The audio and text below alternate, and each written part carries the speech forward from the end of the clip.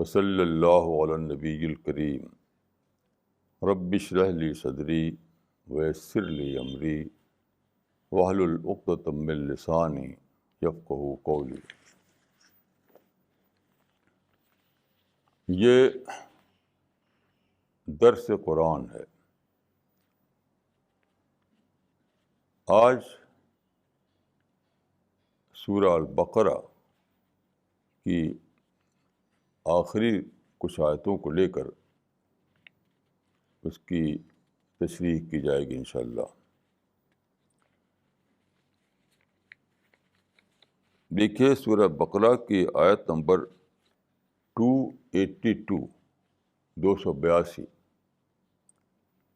میں یہ فرمایا کہ واتقوا اللہ ویعلمکم اللہ،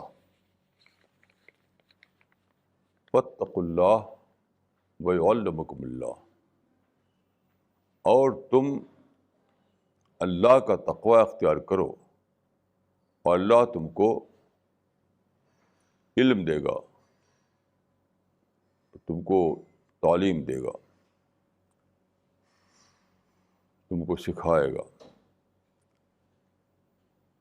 یہ آیت قرآن کی بہت ہی اہم آیت ہے۔ یہاں پر فہم قرآن کو جوڑا گیا ہے تقویٰ سے۔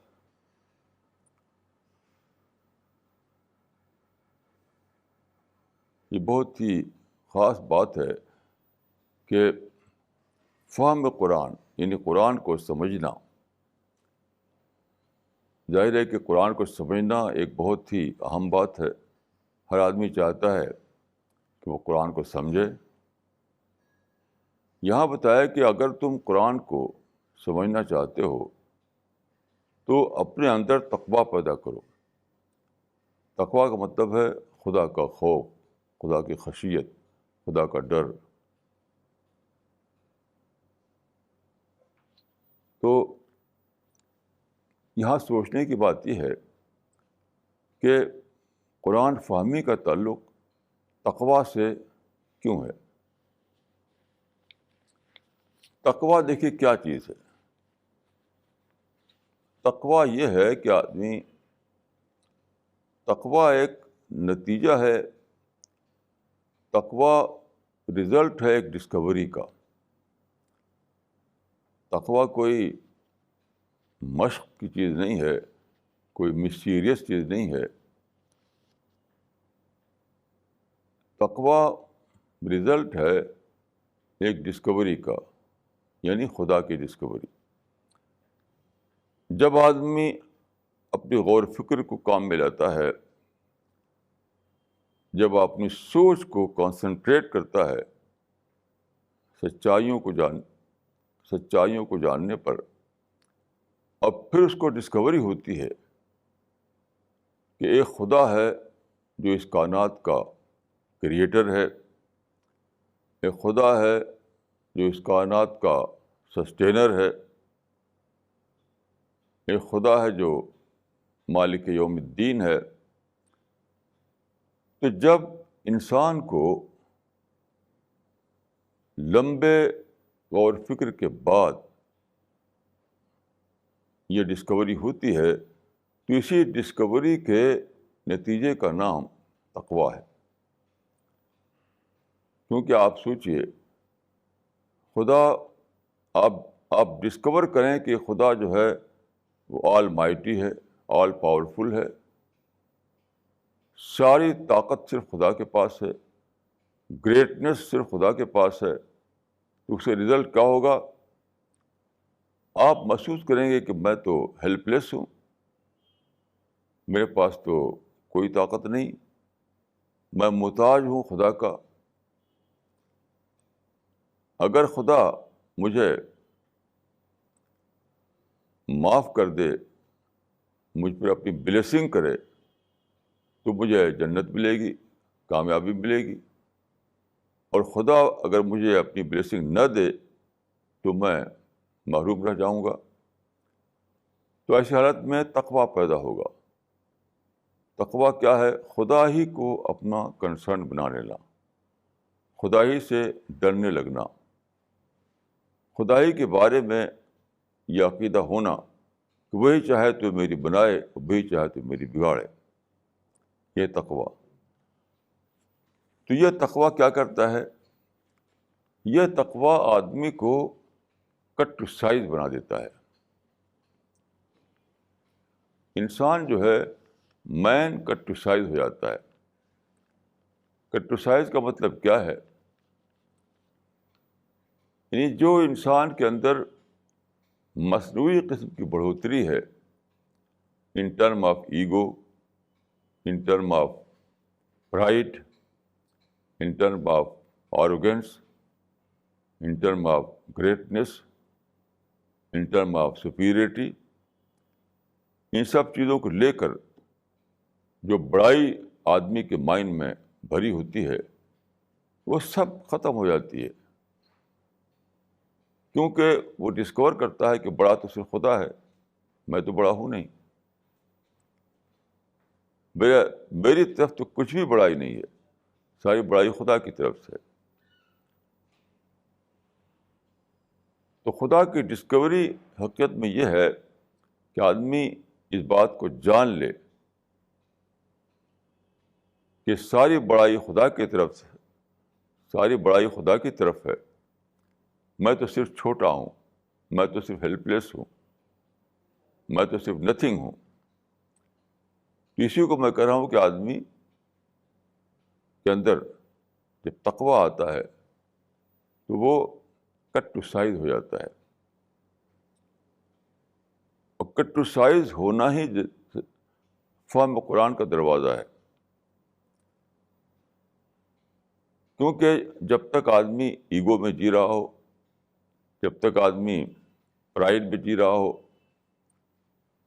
جب تک آدمی آروگنس میں جی رہا ہو، جب تک آدمی اپنی سپیریٹی میں جی رہا ہو، جب تک آدمی اپنی گریٹنس میں جی رہا ہو، تو اس کے اور خدا کے بیچ میں ایک پردہ رہے گا۔ یعنی وہ چیز جو صرف خدا کی ہے وہ اپنے لیے، اپنے حصے میں لکھے ہوئے ہے۔ حدیث میں آتا ہے کہ الکبریاء ردائی، اللہ تعالیٰ نے فرمایا کہ الکبریاء ردائی والعظمت ازاری، یعنی بڑائی صرف میرا حق ہے، بڑائی صرف میرے لیے ہے۔ تو جو آدمی ایسا ہو کہ اس کے اندر کسی بھی پہلو سے، کسی بھی آسپیکٹ سے اپنی بڑائی کا احساس آ جائے تو اس کے اور خدا کے بیچ میں ایک آڑ قائم ہو جائے گا، ایک روک بن جائے گی، خدا کی باتیں وہ جان نہیں پائے گا۔ اسی لیے فرمایا کہ قرآن کو سمجھنے کے لیے تقویٰ سب سے ضروری کنڈیشن ہے۔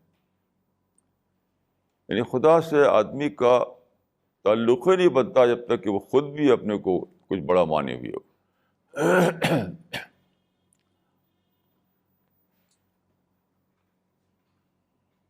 جب تک آدمی اپنے آپ کو، جب آدمی اپنے آپ کو خود بھی کچھ بڑائی دیے ہوئے ہو، خود بھی اپنے کو کچھ بڑا سمجھے ہوئے ہو، تو خدا سے اس کا کنٹیکٹ نہیں بنے گا، خدا سے اس کی نسبت نہیں قائم ہوگی، ایک دوری بن جائے گی اس کے اور خدا کے بیچ میں۔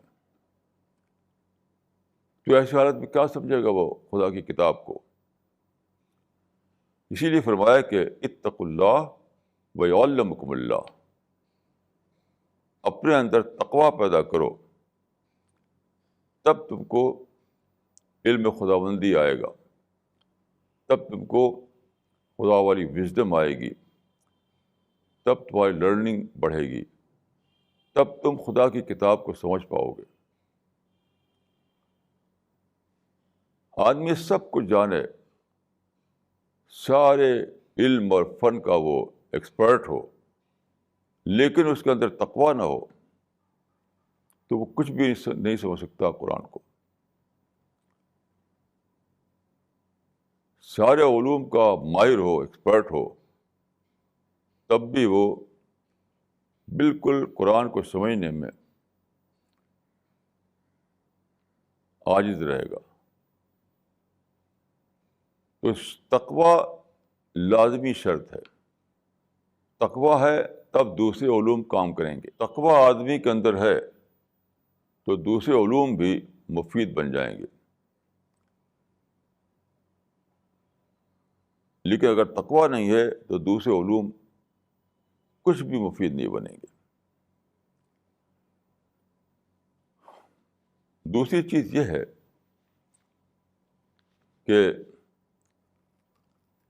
امام ابن تیمیہ ایک بہت بڑے اسکالر تھے. تو ان کا طریقہ یہ تھا کہ وہ قرآن کو پڑھتے تھے. تو جب کسی آیت پر وہ اٹکتے، کوئی آیت ان کی سمجھ میں نہ آتی، حالانکہ عربی زبان کے بہت زبردست ماہر تھے وہ، اور بہت سے علوم پڑھے ہوئے تھے وہ، اس زمانے کے جو ٹریڈیشنل علوم تھے وہ سب کے ماہر تھے وہ، پھر بھی اٹکتے تھے. تو جب وہ اٹکتے تو کیا کرتے وہ وضو کر کے 2 رکعت نماز پڑھتے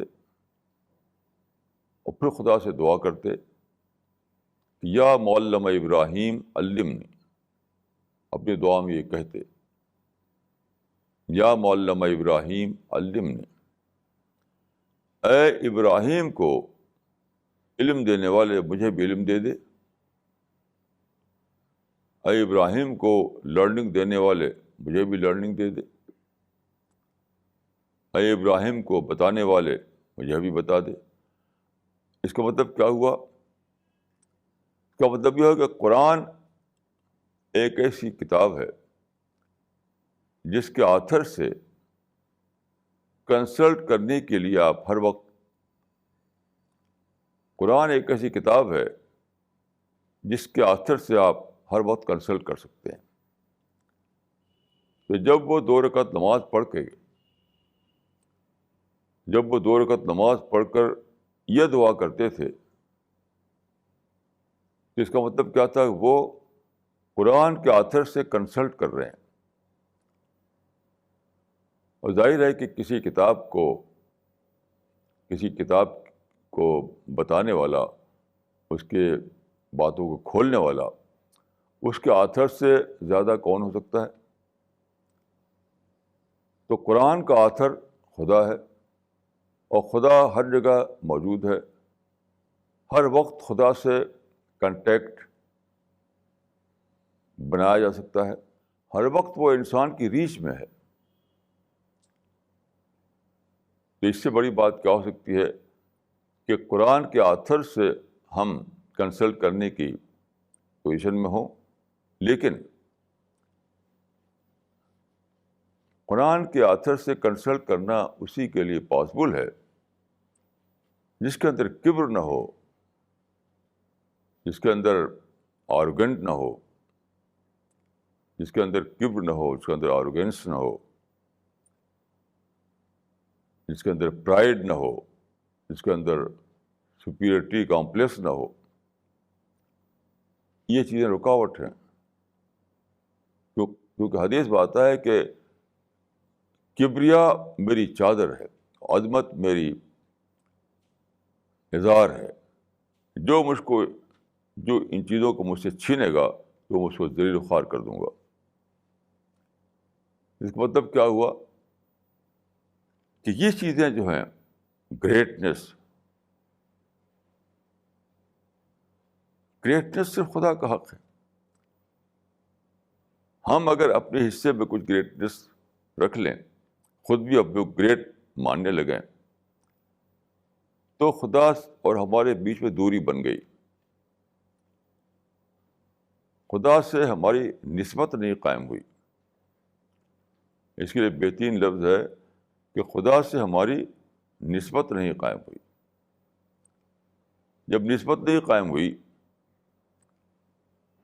تو آپ بتائیے کہ کیسے ممکن ہے کہ خدا میری لرننگ میں مدد کرے، خدا مجھے انسپائر کرے، خدا میرے مائنڈ کو کھولے؟ چاہیے کہ ایسا نہیں ہو سکتا. تو یہ چیزیں جو ہیں انسان کو خدا سے دور کرتی ہیں. اسی لیے میں نے کہا کہ تقویٰ کا مطلب ہے مین کا ٹو سائز بن جانا. اور جو آدمی مین کا ٹو سائز بن جائے وہ اس پوزیشن میں ہو جاتا ہے کہ ہر وقت خدا سے اس کا کنٹیکٹ ہو سکے, ہر وقت خدا سے اس کی نسبت قائم ہو سکے. تو ایسے ہی آدمی جو ہے وہ قرآن کو صحیح طور پر سمجھ سکتا ہے. اب دیکھیے اس کے آگے قرآن کی 3 آیتیں ہیں, 284, 285 اور 286. اسی پر سورہ البقرہ ختم ہوتی ہے. یہ جو آخر کی 3 آیتیں ہیں سورہ البقرہ کی, اس کے بارے میں حدیث میں آیا ہے کہ وہ جو ہیں من کنز تحت العرش کا لفظ آیا ہے, من کنز تحت العرش, کہ یہ 3 آیتیں عرش الہی کے تحت کے خزانوں میں سے ہیں. یہ خزانہ ہے عرش الہی کے تحت, تو وہ قرآن میں اتارا گیا. تو بتائیے کتنی بڑی بات ہے یہ. عرش الہی کے خزانے کا مطلب کیا ہوا؟ اس کا مطلب ہے کہ اس میں ڈیوائن وزڈم ہے, اس میں ڈیوائن وزڈم ہے, جس میں خدا کی معرفت ہے, اس میں ریئلائزیشن کا ٹریجر ہے. ان آیتوں پر غور کرنے والا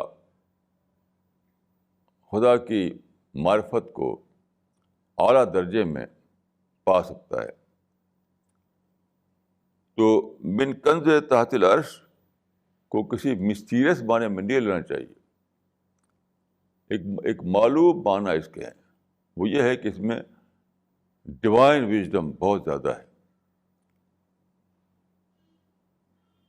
ربانی وزڈم بہت زیادہ ہے. اس میں غور فکر کرنے سے آدمی کو بصیرت ملتی ہے, علم ملتا ہے, معرفت ملتی ہے, خدا سے وہ قریب ہوتا ہے. اس میں اس کو انسپریشن ملتا ہے, اس سے اس کے ذہن کی کھڑکیاں کھلتی ہیں, اس سے اس کی روح منور ہوتی ہے. اتنی زبردست باتیں اس کے اندر ہیں کہ جو آدمی اس پر غور کر کے اس کو سمجھے تو اس کی شخصیت بالکل چمک اٹھے گی. یہ ہے اس کا مطلب. اس کا مطلب یہ نہیں کہ وہ کوئی مسٹیریس بات ہے, وہ کوئی منتر ہے, اس کے جاب کرنے سے کوئی فائدہ ہو جائے گا, ایسا کچھ بھی نہیں ہے, ایسا کچھ بھی نہیں ہے. تو من کنز, تو ان 3 آیتوں کے بارے میں جو حدیث میں آیا ہے کہ من کنز تحت العرش, یہ ان کی وزڈم کو بتا رہا ہے. وہ وزڈم جو ہم سوچ سمجھ کر کے جان سکتے ہیں.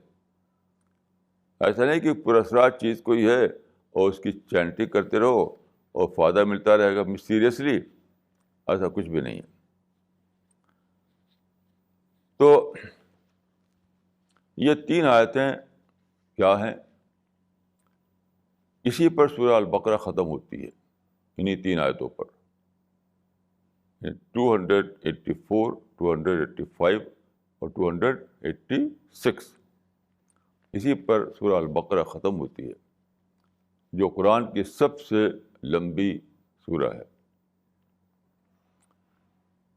تو یہ 3 آیتیں یہ ہیں,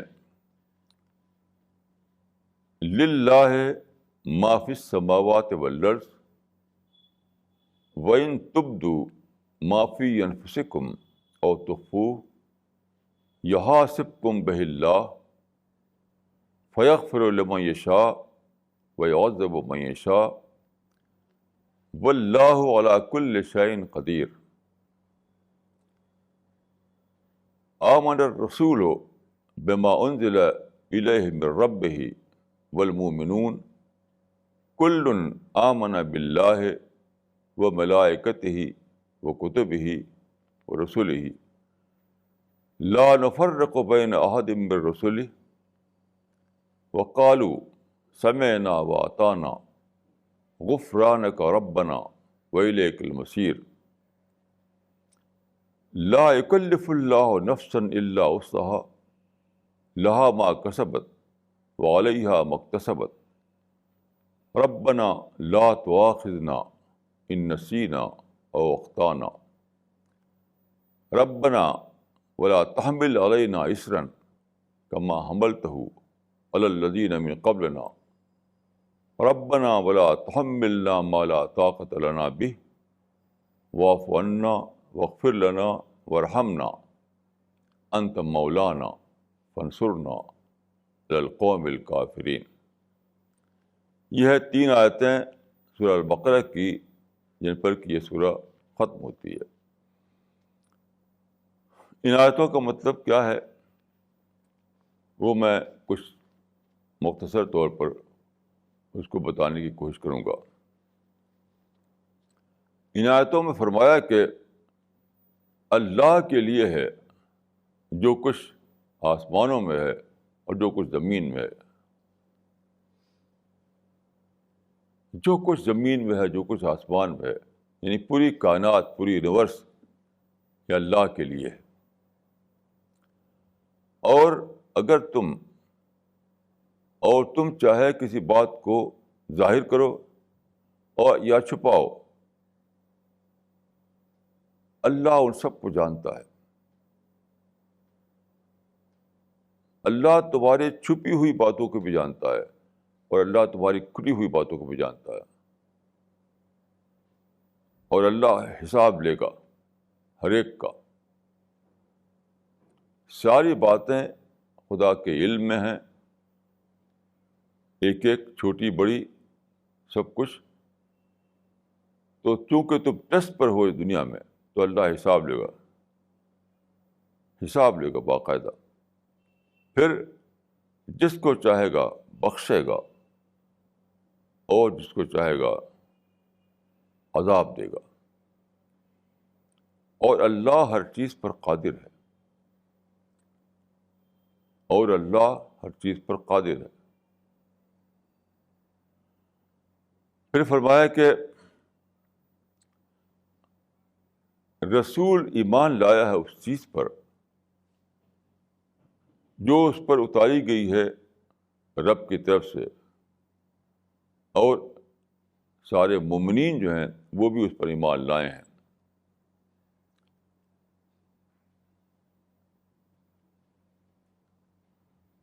وہ ایمان لائے ہیں تمام رسولوں پر، اس رسول پر بھی اور پچھلے رسول پر بھی، اور تمام کتابوں پر، اس کتاب پر بھی پچھلی کتابوں پر بھی۔ تو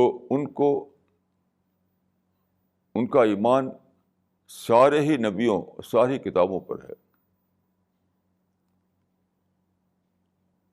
وہ کہتے ہیں کہ ہم فرق نہیں کرتے کسی ایک میں اور دوسرے میں۔ لا نفرق بین احد من رسل، ہم فرق نہیں کرتے ایک رسول میں اور دوسرے رسول میں۔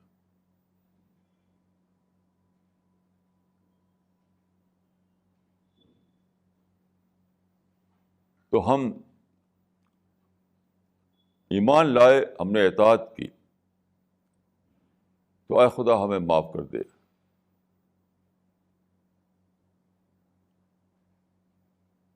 پھر وہ کہتے ہیں کہ خدا تیری طرف لوٹنا ہے،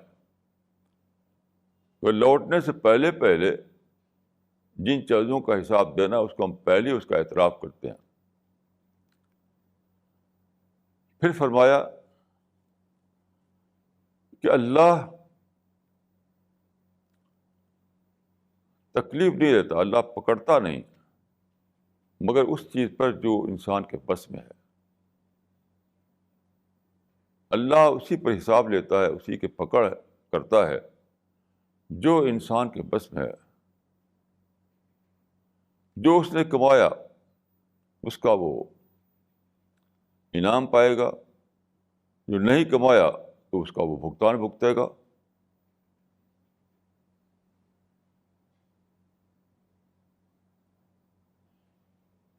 تو فرمایا کہ لا یکلف اللہ نفسا الا وسعها لہا ما کسبت وعلیہا ما اکتسبت. پھر وہ دعا کے روپ میں آیا ہے کہ اے خدا، اے ہمارے رب، ہمیں نہ پکڑ ان چیزوں پر جس سے جو ہم سے بھول ہو گئی یا جس سے جو ہم نے غلطی ہو گئی. جن چیزوں کو ہم نے بھول کر کیا اس پر بھی نہ پکڑ، اور جس کو ہم نے غلطی سے کیا اس کو بھی نہ پکڑ. اور اے خدا، اے ہمارے رب، جو مشقت ہے، جو ذمہ داریاں پچھلی امتوں پر ڈالی گئی تھیں وہ ہم پر نہ ڈال، ہمارے پر نہ ڈال. اور اے رب، ہم پر وہ ذمہ داری نہ ڈال جس کی طاقت ہمارے اندر نہیں. اور اے رب، ہمیں معاف کر دے، ہماری خطاؤں کو معاف کر دے. اور جو ہمارے مقابلے میں دوسرا گروہ ہے اس پر ہمیں غلبہ عطا فرما. یعنی حق کے لیے ہم کھڑے ہوئے ہیں تو دوسرے لوگ جو باطل کے نمائندے ہیں وہ چاہتے ہیں کہ ہمیں مغلوب کریں، تو ہمیں طاقت دے تاکہ ہم ان پر غالب رہیں.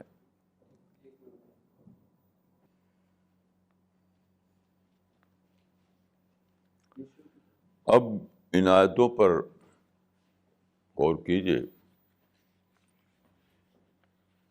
یہ جو آیت ہے کہ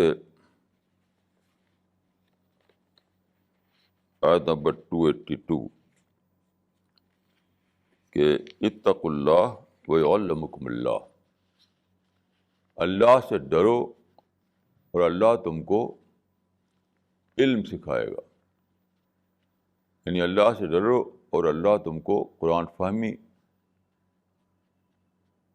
اللہ سے ڈرو، اللہ تم کو قرآن سمجھنے کے قابل بنائے گا. تو قرآن فہمی کے لیے اس میں صرف ایک بات کہی گئی ہے، وہ ہے تقویٰ. ایک اور بات اس میں اپنے آپ شامل ہے، وہ ہے عربی زبان. عربی زبان جو ہے انڈرسٹوڈ ہے یہاں پر، کیونکہ عربی زبان اگر نہ جانیں آپ تو اس آیت کا ترجمہ بھی نہیں سمجھ سکتے. تو میں سمجھتا ہوں کہ اس آیت کو لے کر اگر یہ کہا جائے کہ قرآن فہمی کے لیے بیسک چیز صرف دو ہے، وہ عربی زبان اور تقویٰ. اور جو علوم بتائے جاتے ہیں، کوئی کہتا ہے کہ 18 علوم، کوئی کہتا ہے 40 علوم، کسی نے 80 علوم تک گنائے ہیں کہ اتنے سارے علوم آدمی کو جب معلوم ہو گئے تب بھی وہ قرآن کو سمجھ سکتا ہے. میں سمجھتا ہوں کہ سب اضافے ہیں انسان کی طرف سے، یہ انسان کے اضافے ہیں. اگر ہم قرآن سے جاننا چاہیں، قرآن سے کہ قرآن کو سمجھنے کے لیے کیا علم درکار ہے، تو وہ صرف دو نکلتا ہے، عربی زبان اور تقویٰ. عربی زبان اور تقویٰ. اس کا مطلب یہ نہیں کہ دوسرے علوم کی ضرورت نہیں ہے. میں سمجھتا ہوں کہ دوسرے علوم کی بھی ضرورت ہے، یہاں تک کہ سائنس کی بھی ضرورت ہے. مثلا قرآن میں بارش کا نظام بتایا گیا ہے، یہ تو حال میں سائنس نے دریافت کیا ہے، اور بہت ساری چیزیں. تو بلا شبہ دوسرے علوم بھی شامل ہیں، لیکن میں یہ کہہ رہا ہوں کہ بیسیکلی جو چیز چاہیے وہ ہے تقویٰ اور عربی زبان. یہ ہے تو بقیہ علوم بھی مفید ہوں گے، اور یہ نہیں ہے تو بقیہ علوم کی مہارت کچھ بھی کام نہیں کرے گی. یہ بہت ہی اہم بات ہے، اس کو سمجھنا چاہیے کہ جو آدمی قرآن کو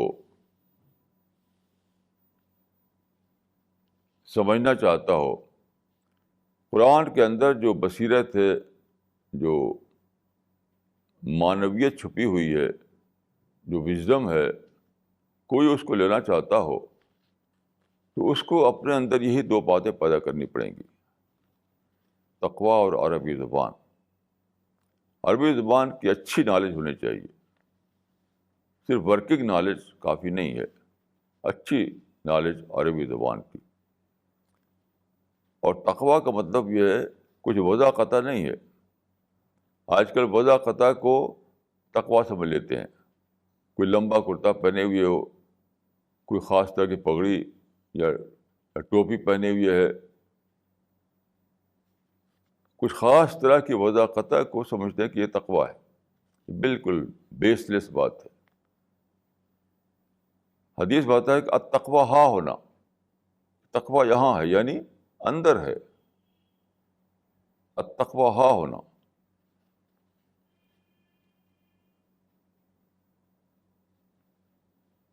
یعنی تقویٰ ایک اسپرٹ کا نام ہے.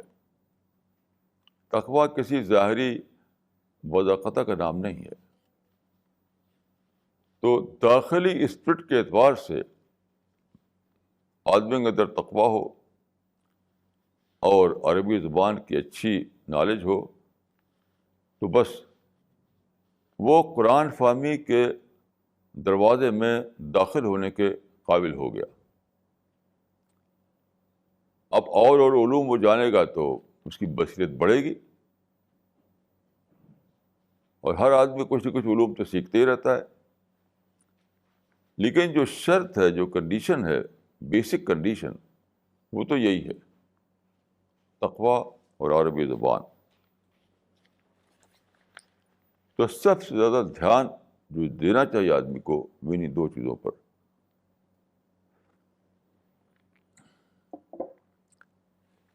اس طرح سے دیکھیں، یہ جو حدیث میں آتا ہے کہ سورہ البقرہ کی آخری 3 آیتوں کے بارے میں کہ من کنز تحت العرش، یہ عرش کے تحت کے، یہ عرش کے تحت کا ایک خزانہ ہے.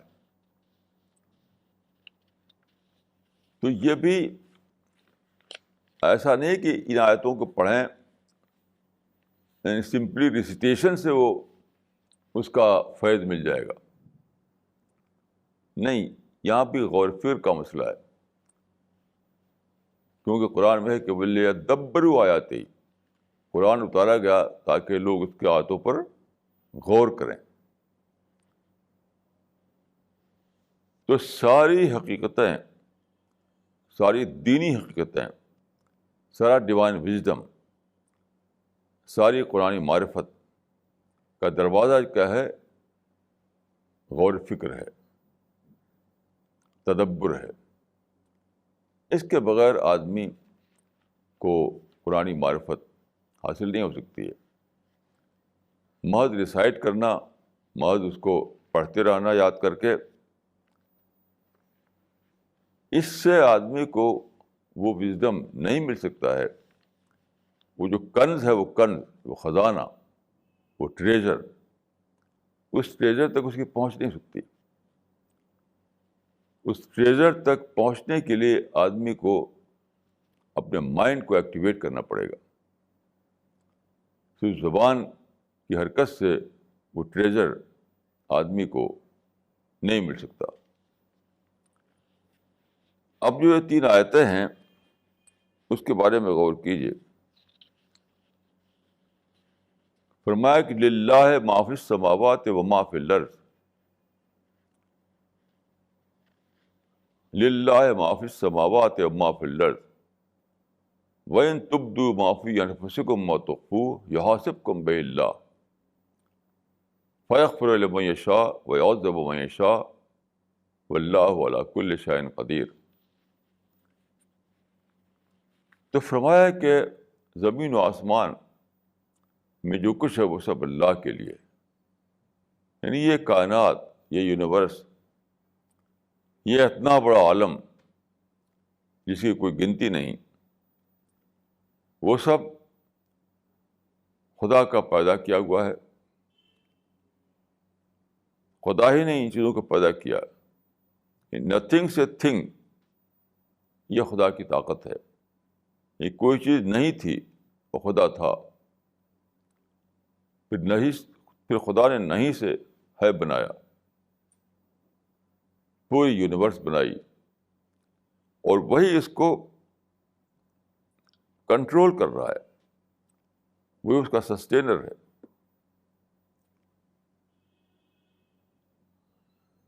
یہ آیت جو ہے، اس کا آیت کا مطلب کیا ہے؟ اس کا مطلب یہ ہے کہ ہم اپنے مائنڈ کو اس طرح سے ٹرین کریں کہ جب خدا کا ذکر آئے تو یہ تصور آئے کہ جب ہم خدا کا ذکر کریں تو خدا کی گریٹنس ہمارے سامنے آئے کہ خدا ساری یونیورس کو پیدا کرنے والا ہے، خدا سارے یونیورس کا سسٹینر ہے۔ اگر یہ نہ ہو تو خدا کا ایک ریڈیوسڈ فارم ہمارے مائنڈ میں ہوگا، خدا ہمیں کوئی چھوٹی بڑی چیز دکھائی پڑے گا۔ یعنی یہ جو فرمایا کہ للہ ما فی السماوات و ما فی الارض وَإِن تُبْدُوا مَا فِي أَنفُسِكُمْ أَوْ تُخْفُوهُ يُحَاسِبْكُم بِهِ اللَّهُ فَيَغْفِرُ لِمَن يَشَاءُ وَيُعَذِّبُ مَن يَشَاءُ وَاللَّهُ عَلَىٰ كُلِّ شَيْءٍ قَدِيرٌ۔ یہ کیا ہے؟ خدا کو اس کی حقیقی عظمت کے ساتھ اپنے تصور میں لانا۔ اگر یہ سب باتیں نہ ہوں آدمی کے اندر تو خدا کو کوئی چھوٹی بڑی چیز سمجھ لے گا، خدا کا ایک ریڈیوسڈ فارم اس کے سامنے، اس کے ذہن میں ہوگا۔ تو وہ جو چیز ہے کہ خدا کو یاد کر کے اس کے اندر تھرل پیدا ہو، وہ تھرل نہیں پیدا ہوگا۔ وہ جو قرآن میں ہے کہ اذا ذکر اللہ وجلت قلوبہم، یعنی اہل ایمان وہ ہیں کہ جب خدا کا ذکر کیا جائے تو ان کے دل دہل اٹھتے ہیں۔ تو آپ سوچیں کہ صرف اللہ اللہ اللہ اللہ اللہ اللہ کہے تو دل دہل اٹھیں گے؟ الف لام ہے کا مجموعہ ہے اللہ، آپ اسی کو تکرار کر رہے ہیں، اللہ اللہ اللہ اللہ اللہ، تو دل کیسے دہل اٹھے گا؟ دل دہل اٹھنے کے لیے، دل میں تھرل آنے کے لیے، وہ تو ضروری ہے کہ خدا کا بہت بڑا تصور آپ کے ذہن میں ہو۔ ایک ایسا خدا جو صرف الف لام ہے کا مجموعہ ہے، وہ آپ کے اندر تھرل نہیں لائے گا، وہ آپ کے ذہن میں دھماکہ بن کر نہیں آئے گا۔ یہ بہت زیادہ سمجھنے کی ضرورت ہے۔ لوگ سمجھتے ہیں کہ اللہ کا ذکر کا مطلب کیا ہے؟ اللہ اللہ اللہ اللہ اللہ اللہ کرتے رہو، یہ تو کچھ بھی نہیں ہے۔ اللہ کا ذکر کا مطلب یہ ہے کہ خدا کو اس کی عظمتوں کے ساتھ اپنے تصور میں لانا۔ للہ ما فی السماوات و ما فی الارض، کہ خدا اتنا عظیم ہے کہ سب کچھ اسی کا ہے، سارا زمین، سارا آسمان، اسپیس میں جو کچھ بھی ہے، زمین پہ جو کچھ بھی ہے۔ تو جب اس طرح سے خدا کا تصور آئے گا میرے مائنڈ میں، تب وہ کیفیت ہوگی کہ اذا ذکر اللہ وجلت قلوبہم۔ اگر ہم نے اللہ اللہ اللہ اللہ بلین بار کہا ہو تب بھی یہ نہیں ہو سکتا کہ خدا کا نام آنے سے ہمارے دل دہل اٹھے۔ خدا کا نام آنے سے دل کا دہلنا اس وقت ممکن ہے جب کہ خدا اپنے عظمت کے ساتھ ہمارے مائنڈ میں بیٹھا ہوا ہو۔ تو اس آیت کا مطلب یہی ہے کہ آیت گویا کہ خدا کا تعارف ساری گریٹنس کے ساتھ کر رہی ہے. یعنی خدا کا وہ تعارف جو آپ کے اندر اسٹار بن کر داخل ہو, جو آپ کے دل کو دہلا دے کہ اتنا بڑی کائنات, اتنی بڑی یونیورس, اتنا بڑا عالم جس کی کوئی گنتی نہیں, جس کی کوئی ناپ پیمائش نہیں, وہ سب خدا کا پیدا کیا ہوا ہے, خدا اس کا مالک ہے. تو یہ جو آیت ہے یہ خدا کا تعارف ہے, یعنی خدا کی عظمتوں کا تعارف, خدا کی گریٹنس کا تعارف, کیونکہ اس کے بغیر انسان کے اندر وہ تہلکہ نہیں آ سکتا, وہ طوفان نہیں آ سکتا جو کہ مطلوب ہے. پھر یہ سوچیے کہ وَإِن تُبْدُوا مَا فِي أَنفُسِكُمْ أَوْ تُخْفُوهُ يُحَاسِبْكُم بِهِ اللَّهُ. یہ احساس کہ خدا میرے ہر بات کو جانتا ہے, میرے کھلے کی بھی اسے خبر ہے, میرے چھپے کی اس کو خبر ہے. جو میں پبلک میں بولوں تو وہ بھی خبر ہے خدا کو, پرائیویٹ میں جو کروں اس کی بھی خبر ہے خدا کو. یہ احساس کس طرح سے ہلا دینے والا ہے آدمی کو. آپ اللہ اللہ کروڑوں بار کہتے رہیں, اس سے کیسے ہل جائے گا آپ کا دل. لیکن جب یہ سوچیں گے, جب آپ اپنے مائنڈ میں بٹھائیں گے کہ خدا کو میری ہر بات کی خبر ہے اور وہ حساب لے گا, خدا کے سامنے مجھے پیش کیا جائے گا.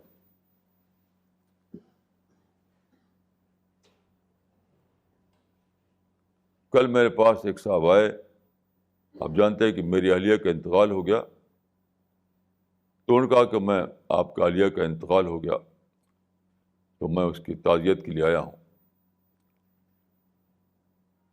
تو میں نے کہا کہ میں تو آپ ہی کے بارے میں سوچتا ہوں کہ آپ کا انتقال ہو گیا تو کیا ہوگا. جو موت آئی دوسروں پر وہی موت آپ پر بھی آنے والی ہے. مرنے والا تو مر چکا, اب مرنے کا نمبر آپ کا ہے. یہ سوچئے کہ کاؤنٹ ڈاؤن جو ہے وہ لاسٹ بٹن تک پہنچ چکا. یحاسبکم بہ اللہ کا مطلب یہ ہے کہ آپ یہ سوچنے لگیں کہ مجھے خدا کے سامنے پیش ہونا ہے. تو کیا ہوگا اس وقت میرا عالم, کیونکہ میں کچھ خدا سے چھپا نہیں سکتا, خدا سب کچھ جانتا ہے. خدا کو میرے کھلے کی بھی خبر ہے, خدا کو میرے چھپے کی بھی خبر ہے.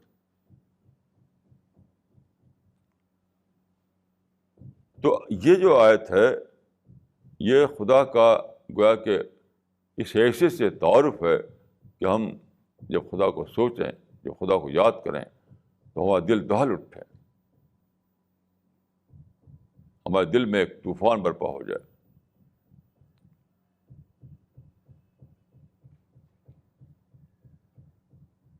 اس میں دو باتیں فرمائی. اتنی بڑی یونیورس ہے اس کا بنانے والا خدا ہے, اور تم جو ہو, تمہارا جو ریکارڈ ہے وہ سب خدا کو معلوم ہے. تمہاری نیت, تمہارا قول, تمہارا عمل, کھلے میں ہو جو چھپے میں ہو, پبلک میں ہو پرائیویٹ میں ہو, سب.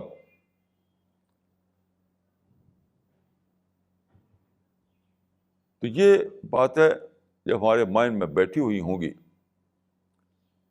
تو ایک طرف خدا کی گریٹنس کا احساس ہوگا اور دوسری طرف یہ احساس ہوگا کہ آپ محسوس کریں کہ مجھے اپنے آپ کو اس سے پہلے کہ خدا کے سامنے میری پیشی ہو, اپنے آپ کو میں ٹھیک کر لوں. تو ایک طرف سیلف کریکشن کا ذہن بنے گا, اپنی اصلاح کا ذہن بنے گا. ایک طرف خدا کی عظمت آپ کے مائنڈ میں بیٹھ جائے گی اور دوسری طرف اپنی اصلاح کا جذبہ آپ کے اندر ابھر آئے گا. پھر جب آپ اس کو سوچیں گے فَيَغْفِرُ لِمَن يَشَاءُ وَيُعَذِّبُ مَن يَشَاءُ، تو آپ دعا کرنے لگیں گے کہ خدایا تو ہی ہر چیز پر قادر ہے، خدایا تو ہی ہر چیز کا مالک ہے، تو خدا مجھے بخش دے، خدا مجھے معاف کر دے۔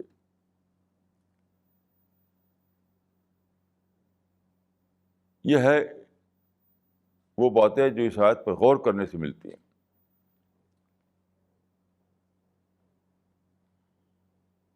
پھر فرمایا کہ آمن الرسول بما انزل الیہ من ربہ والمؤمنون۔ اب یہاں پر آپ دیکھیے کہ عام ایمان، عام اہل ایمان اور رسول دونوں کو ایک سطح پر کر دیا ہے، وہ بھی مومن ہے، وہ بھی مومن ہے، یعنی رسول کوئی خدا نہیں ہے، رسول خدا کے برابر نہیں ہے، خود رسول ایک بشر ہے۔ لیکن جب تک آپ یہ نہ سوچیں کہ رسول ایک بشر ہے، تب تک رسول آپ کے لیے نمونہ نہیں بنے گا۔ نمونہ، لقد کان لکم فی رسول اللہ اسوۃ حسنہ، قرآن میں فرمایا کہ رسول تمہارے لیے بہترین نمونہ ہے، رسول تمہارے لیے بہترین نمونہ ہے۔ تو نمونہ کب بنیں گے؟ اگر آپ سمجھیں کہ رسول اللہ جو ہے وہ خدا کے تخت پر ساتھ ساتھ بیٹھے ہوئے ہیں، رسول اللہ کا درجہ اتنا بڑھائیں کہ وہ خدا کے برابر دکھائی دیں آپ کو۔ جیسے کسی شاعر نے کہا کہ مدینے کی مسجد میں ممبر کے اوپر بلا عین کے ایک عرب ہم نے دیکھا، بلا عین کے ایک عرب ہم نے دیکھا، صحیح کہ رب بنا دیا، دو رب ہو گئے، ایک رب تو اللہ تعالیٰ ہے، دوسرا رب نعوذ باللہ رسول اللہ صلی اللہ علیہ وسلم ہے۔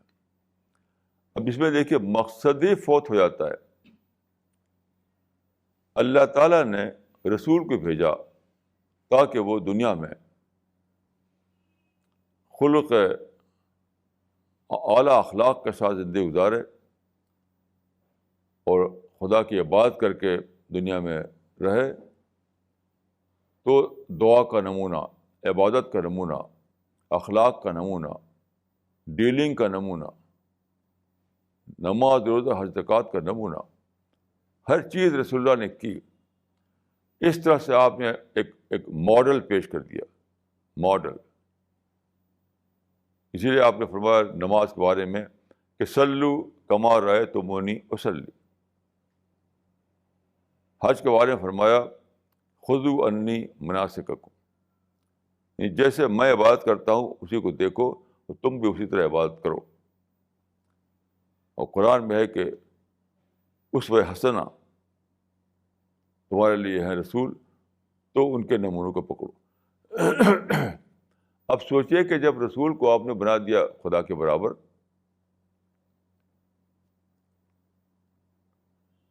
ایک شاعر کا شعر ہے کہ لوگ محشر میں حیران رہ جائیں گے، خدا کون ہے، مصطفیٰ کون ہے۔ اس قسم کی جو نعتیں پڑھتے ہیں جو لوگ، ان پر خدا اور رسول کا غضب ہے، غضب، اس لیے کہ مقصد ہی فوت ہو گیا۔ آپ سوچئے کہ کیا آپ خدا کی تقلید کرنے کو سوچ سکتے ہیں؟ خدا کے نمونے پر چلنے کی سوچ سکتے ہیں آپ کبھی بھی نہیں سوچ سکتے۔ تو اگر آپ رسول اللہ کو بنا دیں خدا کے برابر، تو اس معنی کہ رسول اللہ بحث نمونہ کے ختم ہو گئے۔ ایک شاعر نے کہا کہ وہی جو مستوی عرش تھا خدا ہو کر، اتر پڑا ہے مدینے میں مصطفیٰ ہو کر۔ یہ رسول اللہ کی تعریف نہیں ہے، یہ دین خداوندی کو ابالش کرنا ہے، خدا کی اسکیم کو ختم کرنا ہے، خدا کی اسکیم کو ختم کرنا ہے۔ اسی لیے ہم دیکھتے ہیں کہ بہت سے لوگ بس رسول اللہ کی تعریفیں کرتے ہیں، نعت خوانی کرتے ہیں اور سمجھتے ہیں کہ بس سب کچھ ہو گیا. اور رسول اللہ کی زندگی کو نمونہ بنا کر کے ویسی کرنا، یہ مزاج ہی جسے لوگوں سے اٹھ گیا ہے. کیوں؟ ان کو بڑھایا چڑھایا بہت زیادہ. اسی لیے حدیث بہت سخت طریقے سے منع کیا کہ مجھ کو بڑھاؤ چڑھاؤ نہیں، مجھ کو مت بڑھاؤ چڑھاؤ، میں تو ایک بشر ہوں. تو یہ جو فرمایا کہ آمن الرسول بما انزل الیہ من ربہ والمؤمنون، رسول اللہ ایمان لائے ہیں اس چیز پر جو اتارا گیا ہے، اور اہل ایمان اس پر ایمان لائے ہیں جس پر اتارا گیا. یعنی دونوں کا کام ایک ہے کہ رسول اللہ کا بھی اور عام اہل ایمان کا بھی، کہ خدا کے اتارے ہوئے احکام کو فالو کرنا، خدا کے بتائے ہوئے طریقے پر چلنا. تو فرمایا کل آمن باللہ، دونوں ہی، یعنی مسلمان بھی اہل ایمان بھی، وہ اہل ایمان بھی اور رسول اللہ بھی، کہ ہم ایمان لائے اللہ پر اور سبھی رسولوں پر اور سبھی کتابوں پر، اور ہم ایک دوسرے میں تفریق نہیں کرتے. یہ بہت اہم بات ہے. اب دیکھیے قرآن مجید میں 25 نبیوں کے تذکرے ہیں، ان کے واقعات بیان کیے گئے ہیں. حتیٰ کچھ لوگ کہتے ہیں کہ قرآن جو ہے وہ سرگزشت انبیاء ہے. یعنی اتنا زیادہ قرآن میں نبیوں کا ذکر ہے کہ کچھ لوگ یہ کہتے ہیں کہ قرآن جو ہے وہ سرگزشت انبیاء ہے. تو سوال یہ ہے کہ پچھلے نبیوں کا تذکرہ قرآن میں اتنا کیوں؟ تو اس کا جواب یہاں پر ہے کہ ہم لا نفرق بین احد من رسل، ہم فرق نہیں کرتے ایک رسول میں اور دوسرے رسول میں. اس کا مطلب کیا ہے؟ جس طریقے سے پرافٹ محمد کو ہمیں فالو کرنا ہے، اسی طرح سے پچھلے نبیوں کی بھی ہمیں فالو کرنا ہے. ہر نبی ایک نمونہ ہے. دیکھیے مختلف نبی جو ہیں مختلف سچویشن میں آئے، مختلف سچویشن میں آئے. جیسے حضرت اسماعیل پیغمبر تھے، ان کو موقع ملا کہ اپنے باپ کی خدمت کریں. حضرت ابراہیم آپ کے باپ تھے، اسماعیل خود بھی پیغمبر تھے، آپ کے باپ تھے حضرت ابراہیم، تو انہوں نے اپنے باپ کی خدمت کی. تو یہاں پر باپ کی خدمت کا نمونہ آپ پا سکتے ہیں کہ رسول اللہ کے باپ جو ہے یتیمی میں ان کا انتقال ہو گیا، تو رسول اللہ کو باپ نہیں ملے، تو رسول اللہ کو یہ موقع نہیں ملا کہ باپ کی خدمت کریں. اس کا مطلب یہ کہ باپ کی خدمت کے لیے اگر نمونہ دیکھنا ہو آپ کو تو ملے گا حضرت اسماعیل کے ہاں، رسول اللہ کا نہیں ملے گا. اس مثال سے آپ سمجھ سکتے ہیں کہ مختلف انبیاء جو تھے ان کا مطلب کیا ہے. اس کا مطلب ہے کہ ڈفرینٹ سچویشن میں اسلام کو کیسے فالو کیا جائے، اس کے نمونے. یعنی مختلف انبیاء جو ہیں وہ صرف فہرست کی چیز نہیں ہے کہ نبیوں کی ایک لسٹ ہے، اس میں یہ اور نام ہے. نہیں، ڈفرینٹ پروفٹ تھے، ڈفرینٹ سچویشن کے پروفٹ، ڈفرینٹ سچویشن کے پروفٹ. اس لیے فرمایا کہ لا نفرق بین احد من رسل، ہم فرق نہیں کرتے ایک میں اور دوسرے میں. تو ایک نمونہ جو ملے ہم کو دوسرے پیغمبر کے ہاں، وہ بھی اتنا ہی زیادہ قابل اتباع ہے جتنا کہ پیغمبر اسلام کا نمونہ قابل اتباع ہے. کوئی فرق نہیں ہے. لا نفرق بین احد من رسل. تو سچویشن جو ہے وہ ریپیٹ ہوتی رہتی ہے. جو سچویشن کئی تاریخ میں پہلے آئی، بعد کو ریپیٹ ہوتی ہے. تو کچھ سچویشن رسول اللہ کے زمانے میں تھی، اس میں آپ نے نمونہ قائم کیا. کچھ سچویشن پچھلے پیغمبروں کے زمانے میں تھی، اس میں انہوں نے نمونہ قائم کیا. اسی لیے قرآن میں پچھلے نبیوں کا ذکر تفصیل سے آیا ہے. اس کا مطلب یہی ہے کہ ڈفرینٹ سچویشن میں کیسے رہے مومن، اس کے نمونے وہاں ہمیں ملتے ہیں. یہاں تک کہ حد آدم میں بھی نمونہ ہے کہ جنت ملی ان کو، لیکن کیا ہوا، جو فاربڈن ٹری تھا، شجر ممنوعہ، اس کا پھل کھا لیا تو جنت سے، ملی ہوئی جنت سے محروم ہو گئے. یہ نمونہ ہمیں ڈراتا ہے کہ خدا کی نعمت ہمیں ملی ہوئی ہے تو ہمیں شکر کرنا ہے. خدا کی نعمت جو مل گئی ہے ہمیں، اس سے پا کر ہمیں سرکش نہیں بننا ہے. سرکش بنیں گے تو ملی ہوئی نعمت بھی چھن جائے گی. اب کتنا بڑا نمونہ یہ ہے کہ ایک پیغمبر کو خدا نے جنت دے دی،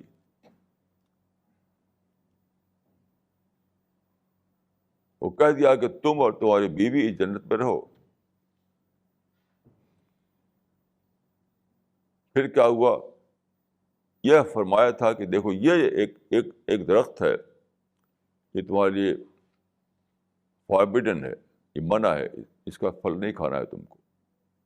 مگر انہوں نے ٹیمپٹیشن کے تحت اس کا پھل کھا لیا تو خدا نے کہا کہ اب تم نکل جاؤ یہاں سے. جنت سے نکال کر کے زمین پر بھیج دیا. اب کتنا بڑا نمونہ اس میں ہے، کتنا بڑا سبق ہمارے لیے کہ ہمیں جب بھی کوئی نعمت ملے خدا کی، کوئی بھی خدا کی بلیسنگ ملے ہمیں، جب بھی کوئی ہمیں رحمت خدا کی ملے تو ہمیں شکر کرنا ہے. مثلا پیسہ ملے تو ہمیں متواضع بننا ہے، یہ نہیں کہ ہم سرکش بن جائیں. یا ہمیں مسل پاور مل جائے تب بھی ہمیں شکر کرنا ہے، ایسا نہیں کہ ہم سرکش بن جائیں. پولیٹیکل پاور مل جائے تب بھی ہمیں شکر کرنا ہے، ایسا نہیں کہ پولیٹیکل پاور بن کر کے ہم سرکشی کرنے لگے. تو یہ نمونہ ہمیں بتاتا ہے کہ دنیا میں، اس دنیا میں بھی ہمیں نعمتیں ملیں گی، خدا کی بلیسنگ ملے گی، خدا کی رحمت ملے گی، لیکن ساتھ ساتھ ہمیں اپنے کو کنٹرول میں رکھنا ہے. یہاں بھی ہماری فاربڈن ٹری ہے، وہ کیا ہے؟ سرکشی، آروگینس، ایگوئزم، ظلم، dishonesty, injustice, intolerance, hate, revenge, یہ سارا فاربڈن ٹری ہے. یہ ساری چیزیں جو ہیں یہ فاربڈن ٹری ہیں، یہ منع کیے ہوئے درخت ہیں. تو وہ نمونہ ہمیں بتاتا ہے کہ دیکھو اس غلطی کو یہاں نہیں دہرانا ہے، اس غلطی کو یہاں نہیں دہرانا ہے، ورنہ کیا ہوگا،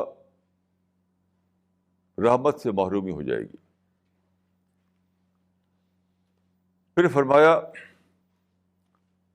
تیسری آیت، آخری آیت جو ہے اس میں ایک دعا ہے، ایک دعا کی شکل میں ہے کہ خدایا ہمیں پچھلے لوگوں والا بھار ہم پر نہ ڈال. اس میں خاص طور پر یہ ہے کہ پچھلی امتیں جو تھیں ان میں ریلیجس پرسیکیوشن کے دور میں آئی، ریلیجس پرسیکیوشن، مذہبی جبر، تو بہت زیادہ انہیں ستایا جاتا تھا. تو انہوں نے دعا کہ خدا ہمیں اس سے بچا. تو واقعتاً ایسا ہوا کہ خدا نے دنیا میں مذہبی آزادی کا زمانہ پیدا کر دیا.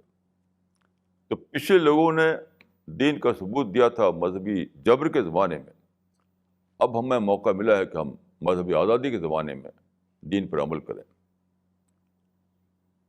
پھر فرمایا کہ ہم پر وہ بوجھ نہ ڈال جو ہمارے بس میں نہیں ہے. یہ بہت عجز کا معاملہ ہے. کبھی بھی خدا سے انسان کو نہیں کہنا چاہیے کہ خدایا تو میرا امتحان لے، میں انشاءاللہ امتحان پورا اتروں گا. یہ نہیں کہنا چاہیے. ہمیشہ عجز کی بات کہنا چاہیے، عجز کی بات. تو انسان اس دنیا میں ہمیشہ عاجز بن کر رہے، یہ ہے اصل امتحان اس کا.